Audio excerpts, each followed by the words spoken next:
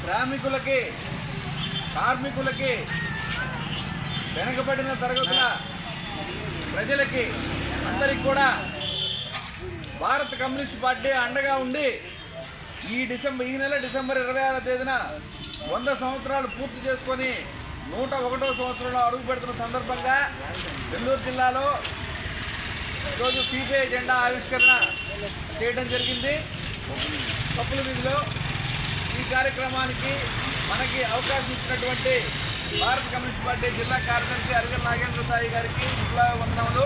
అలాగే మన ముఠా అండ్ హమాలి వర్కర్స్ అందరికి కూడా విప్లవ వందనాలు తెలియజేసుకుంటూ, ముఖ్యంగా భారత కమ్యూనిస్ట్ పార్టీ ఇన్ని సంవత్సరాల్లో బడుగు బలహీన వర్గాల శ్రామిక మహిళల అలాగే కార్మికులు అన్ని రంగాల కార్మికులకి వెన్నుదన్నుగా ఉంది. ఈరోజు ఎర్ర జెండా ఎక్కడ ఎగురుతుందో అక్కడ అన్యాయాన్ని ప్రతిఘటిస్తూ న్యాయం జరిగేదానికి ప్రపంచవ్యాప్తంగా ముక్త కంఠంతో నమ్మే ఒక పార్టీ ఏదైనా ఉంటే అది ఒక కమ్యూనిస్ట్ పార్టీ అని తెలియజేసుకుంటూ సెలవు తీసుకుంటా ఉన్నాను. వర్ధిల్లాలి కార్మిక వర్గ ఐక్యత.